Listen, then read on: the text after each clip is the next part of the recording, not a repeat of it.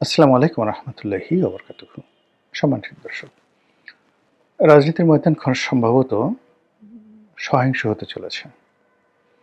এখনকার যে শুনশান নীরবতা, এটি শেষ কথা নয়।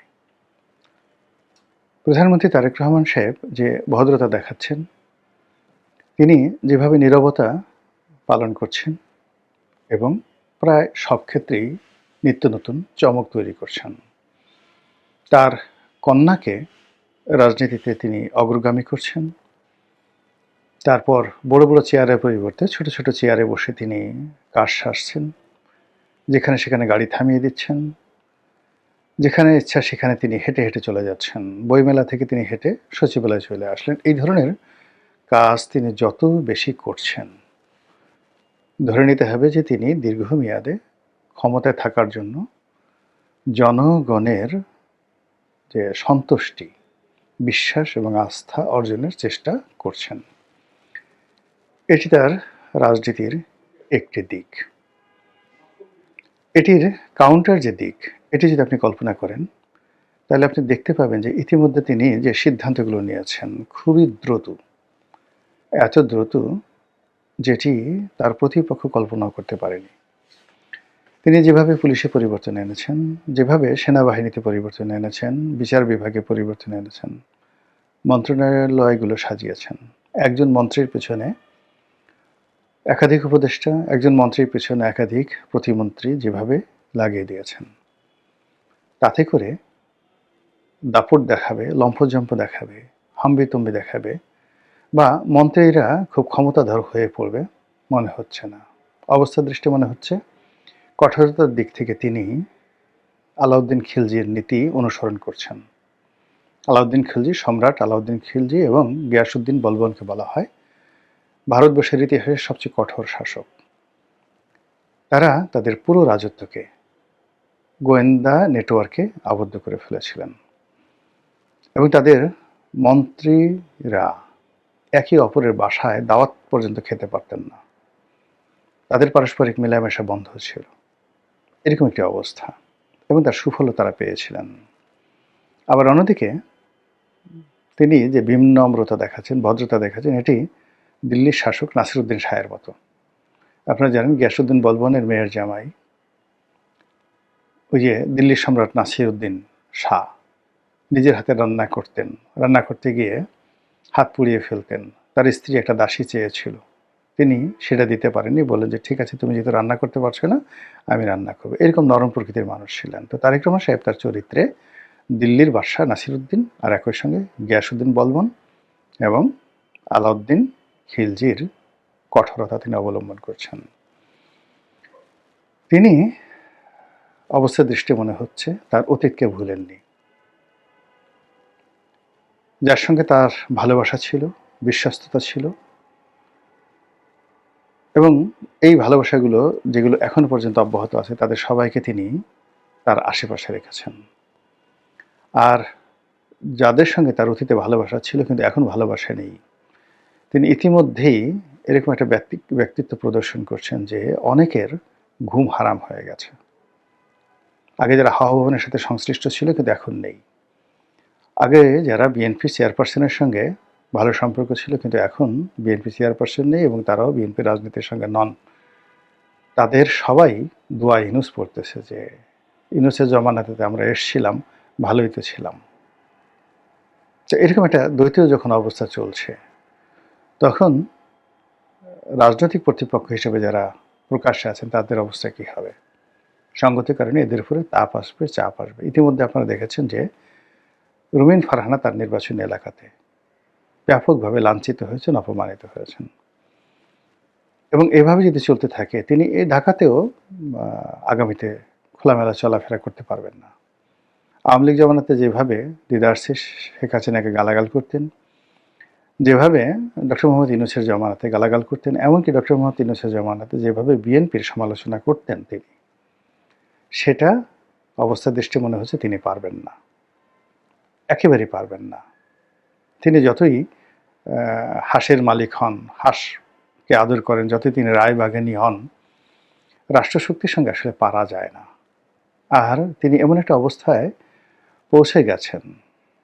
সব কথা, তিনি আমার খুব স্নেহভাজন ছোট বোন। সব কথা বলা যাবে না। তিনি খুব ভালো করে জানেন। তার ব্যক্তিগত জীবন, তার পারিবারিক জীবন, তার রাজনৈতিক জীবন বিএনপির সাথে এমন জটিলতা তৈরি করেছে, সেই জটিলতার সঙ্গে অনেক কিছু জড়িত, যেটি তিনি রাতারাতি সমাধান করতে পারবেন না। মরে গেলেও তিনি সমাধান করতে পারবেন না। আজ জাহিদকে, ডাক্তার জাহিদ, যে তাকে যে মন্ত্রী পরিষদে নেওয়া হলো, উপদেষ্টা মণ্ডলীতে নেওয়া হলো, মূলত রুমিন ফারহানাকে অপমান করার জন্য। আপনারা তো সবাই জানেন যে ডাক্তার জাহিদের সাথে রুমিন ফারহানার যে একটা স্ক্যান্ডাল, এটি নিয়ে মানে রুমিন ফারহানা বা জাহিদ কেউ কোনো কথা বলেননি। কিন্তু এই স্ক্যান্ডালটা সারা বাংলাদেশে মশহুর হয়ে গেছে। তার প্রেক্ষিতে রুমিন ফারহানা নদীর ওপারে আর অপর পারে জাহিদকে যখনই তুলে ধরা হলো, হিমালয়ের চূড়ায় বসানো হলো, এটা রুমিন ফারহানাকে অপমান করার জন্য। এতে কোনো, যাকে বলা হয়, সন্দেহ নেই। আবার অন্যদিকে রুমিন ফারহানার আরেকটি ব্যক্তিগত বিষয় নিয়ে জনাব তারেক রহমান সাহেব তার প্রতি কতটা বিরক্ত, তিনি সেটা খুব ভালো করে জানেন। কাজেই যারা এই ভিতরে ঘটনা জানে না, তারা হয়তো রুমিন ফারহানা ওখানে স্বতন্ত্র নির্বাচন করে এসছেন, জয়লাভ করে এসছেন, হাঁস মাস প্রায় চলে আসছেন, তিনি খুব হাসি খুশি এতে তালি বাজাচ্ছেন। কিন্তু যদি তারেক রহমান সাহেব প্রতিহিংসা পরায়ণ হন, যেটিকে বলা হয় ভিনডিকটিভ, তাহলে রুমিন ফারহানার খবর আছে, ভীষণ রকম খবর আছে। আর যদি তিনি ভিনডিকটিভ না হন, প্রতিহিংসা পরায়ণ না হন, তবুও রুমিন ফারহানার রাজনৈতিক ভবিষ্যৎ যতদিন তারেক রহমান সাহেব আছেন এখানে কোনো রকম সম্ভাবনা নাই। বরং অতি উৎসাহী যারা লোকজন রয়েছেন, তারা তারেক রহমান সাহেবকে খুশি করার জন্য অলক্ষ্যে অনেক কিছু ঘটিয়ে ফেলতে পারবেন। কাজেই আমার যে প্রিয় বোন, তাকে সাবধান হতে হবে। একই সঙ্গে আমার ছোট ছোট যারা ভাই, সার্জিস, হাসনাত, মাহফুজ, তো তারাও আগের মতো করে চলাফেরা করতে পারবেন না। ইতিমধ্যে যে মাসুদ হাতিয়া থেকে এমপি হয়েছেন, মংলা মাসুদ, তো তিনি, তার এলাকাতে মারামারি হয়েছে বিএনপি এবং আওয়ামী লীগের সঙ্গে।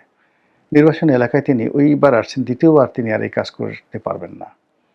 ঢাকাতেও তিনি সেই যে পোর্টে কী করেছেন তার বিরুদ্ধে নিঃসন্দেহে দেখবেন খুব দ্রুত দুর্নীতির মামলা হবে, খুব দ্রুত দুর্নীতির মামলা হবে। এটা থেকে তিনি রক্ষা করতে পারবেন না। এবং একইভাবে অন্যান্য যে সকল জুলাই বিপ্লবী আছেন, প্রথমত তাদের বিরুদ্ধে প্রচার চালানো হবে, অপপ্রচার চালানো হবে। তারপর তাদের ব্যক্তিগত জীবন নিয়ে নানা রকম প্রশ্ন করা হবে, তাদের ইমেজ সংকটে ফেলে দেওয়া হবে, এবং একটা সময় তারা ধৈর্য হারিয়ে ফেলবেন। এবং ধৈর্য হারিয়ে ফেলানোর পরে একটা যে কোনো একটা অকারেন্স ঘটে গেলে এবং তার প্রেক্ষিতে যদি হুট করে সরকার একটা সিদ্ধান্ত নিয়ে ফেলে, কাউকে অ্যারেস্ট করে ফেলে, কারো কিছু বলার থাকবে না। এবং এটা ঘটে, অনেক ঘটে। আমার নিজের জীবনেই তো দেখুন, যে এই যে ইন্ডিপেন্ডেন্ট টেলিভিশনের যে ঘটনাটি আমার জীবনে ঘটলো, এটা প্ল্যান্ড। দীর্ঘদিন ধরে 2 মাস 3 মাস ধরে আমাকে প্রভোগ করা হচ্ছিল, আর 3 মাস ধরে আমি ধৈর্য ধারণ করছিলাম যে এই ধরনের ঘটনা যেন না ঘটে। সালমান এফ রহমান সাহেবের যারা লোকজন আছেন, তারা আমার নির্বাচনী এলাকাতে গিয়ে তাণ্ডব করলো, আমার বাড়ি ঘরে গিয়ে তাণ্ডব করলো। আমি ধৈর্য ধারণ করলাম। আমার অফিসে 2 মাস ধরে তারা সেই সকালবেলা এসে টেলিভিশনের ক্যামেরা সেট আপ করে থাকে, সন্ধ্যা পর্যন্ত বসে থাকে। আমি রাত্রে টকশোতে যাই, রাতে 2টা 2:30টা পর্যন্ত তারা আমাকে ফলো করে। আমার বাসার সামনে ক্যামেরা।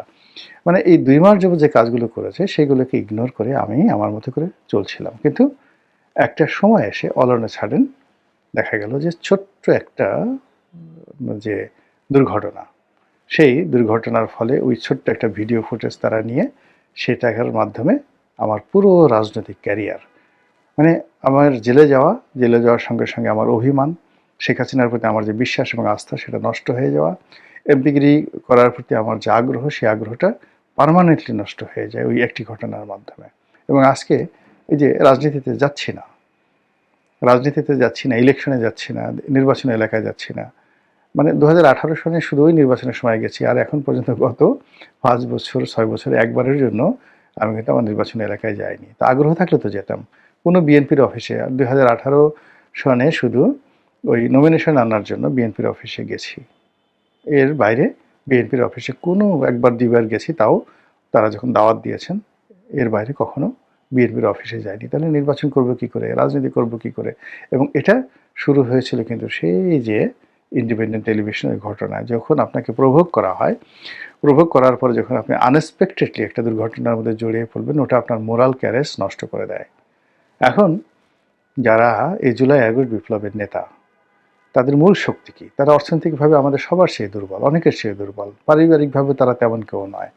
শারীরিকভাবে তারা মহাবীর সেই আলেকজান্ডারের মতো নয়, কিংবা মহাবীর হানিবলের মতো নন। তারা আমাদেরই ছোট ভাই, সন্তান তুল্য। তো তাদের মূল বিষয়টা কি? তারা একটি ভালো কাজ করেছেন এবং সেই ভালো কাজ করার ফলে তাদের একটা কনফিডেন্স গ্রো করেছে, আত্মবিশ্বাস গ্রো করেছে, এবং সেই আত্মবিশ্বাসটাই হলো তাদের মূলধন। তো সেই মূলধন এখন আর তারা ক্যাপিটালাইজ করতে পারবেন না, নগদায়ন করতে পারবেন না। বর্তমান সরকার যেভাবে তারা দীর্ঘমেয়াদে কাজ করে যাচ্ছে, তাতে করে এনসিপি এবং জামাত, এই দুটো সংগঠনের মধ্যে যে ঐক্য আছে, বিএনপির প্রথম কাজ হবে এই ঐক্য বিনষ্ট করে দেওয়া, এবং এটা জামাত করতে বাধ্য হবে, এবং যাকে বলা হয় এনসিপি করতে বাধ্য হবে, যদি তারা নিরাপদ থাকতে চায়। কিন্তু তারা যদি বেপরোয়া হয়, তাহলে সরকারও তাদের বিরুদ্ধে বেপরোয়া হবে। প্র্যাকটিক্যাল একটি এক্সপিরিয়েন্স বলি, বিএনপি এবং জামাতের যে ঐক্যবদ্ধতা ছিল, আওয়ামী লীগ কিন্তু আসলে এরকম যুদ্ধাপরাধীদের বিচার টিচার করতে চায়নি। জামাতের বিরুদ্ধে তারা একশোয় যেতে চায়নি, বরং জামাতকে তারা বন্দী হিসাবে পেতে চেয়েছিল। তাদের একমাত্র শর্ত ছিল যে তারা যেন বিএনপির জোট ছেড়ে আলাদা রাজনীতি করে, শুধু এতটুকু। 2009 সন পর্যন্ত তাদের এই দাবি ছিল। তারা যখন তালবাহানা শুরু করলো, তখন দেলোয়ার হোসেন সাঈদী সাহেবকে গ্রেপ্তার করা হলো। 3 মাস দেলোয়ার হোসেন সাঈদী সাহেবকে শুধু বোঝানো হয়েছে যে আপনি জামাতকে আলাদা করে ফেলুন, যদি জামাতের নেতারা না কথা শুনে আপনি আলাদা জামাত গঠন করুন, আমরা আপনাকে সাহায্য করবো। সাঈদী সাহেব রাজি হননি। সাঈদী সাহেব রাজি হননি, এবং সাঈদী সাহেবকে যে 3 মাস পরে আটকে রাখা হয়েছিল, তার বিরুদ্ধে কোথাও একটা জিডি এন্ট্রিও ছিল না বাংলাদেশে। পরবর্তীতে সবকিছু তৈরি করা হয়েছিল। তো এই যে দেখেন, জামাত এবং বিএনপির মধ্যে যে ভাঙন, এই ভাঙন সৃষ্টি করার জন্যই আওয়ামী লীগ জামাতের প্রতি নিষ্ঠুর হয়েছে, বিএনপির প্রতি নিষ্ঠুর হয়েছে। এর কারণ হলো, এই দুটো শক্তি যদি একত্র থাকতো, ওটি আওয়ামী লীগের স্বস্তিতে থাকতে দিত না, এবং সেই 2014 সনেই তাদের পতন হতো। তো সেই দিক থেকে এখন এনসিপি আর জামাত যদি একত্র থাকে, এই দুটো শক্তি, মানে এই দুটো শক্তি হলো 24-এর যে গণ অভ্যুত্থান, সেই গণ অভ্যুত্থানের মূল মাস্টার মাইন্ড, নায়ক, এবং তারা মানে এই গণ অভ্যুত্থানের যত ক্যাপিটাল, এগুলো সবই তাদের হাতে। তো কাজেই তারা রাতারাতি যে শক্তি অর্জন করতে পারে, জনগণের কাতারে মিশে যেতে পারে, তাদের সব কিছু করার অভিজ্ঞতা আছে। এই দুটো সংগঠনে যারা আছেন, এরা anything they can do better than BNP. তো রাজপথে এদেরকে একত্রে রাখা বিএনপির জন্য কোনো অবস্থাতেই নিরাপদ নয়। তারা এখানে ভাঙন ধরানোর চেষ্টা করবেন, আর যদি না ভাঙে, তাহলে এই উভয় পক্ষের উপরই যে রাষ্ট্রীয় দমন পীড়ন যেটা হয়, এটি অনিবার্য, এতে কোনো সন্দেহ নেই। তাহলে সেক্ষেত্রে হাসনাত সার্জিসরা কী করবেন, রুমিন ফারহানা কী করবেন, জামাত কী করবেন, এটা তাদের, আমার শুধু কাজ ছিল বলা, আর বাকি তারা যে সিদ্ধান্ত নেবেন এটা তাদের বিষয়। আর সরকার যে কাজটি করবে, এতে কোনো সন্দেহ নেই। এর কারণ হলো, সরকারের এই জায়গাতে যদি জামাত থাকতো, রুমিন ফারহানা থাকতো, আওয়ামী লীগ থাকতো, তো তারা এই কাজটি করত। এটাই রাজনীতির গণিত, রাজনীতির ভাষা। মহান আল্লাহ আমাদের সবাইকে হেদায়েত দান করুন এবং হেফাজত করুন। আসসালামু আলাইকুম ওয়া রাহমাতুল্লাহি ওয়া বারাকাতুহু।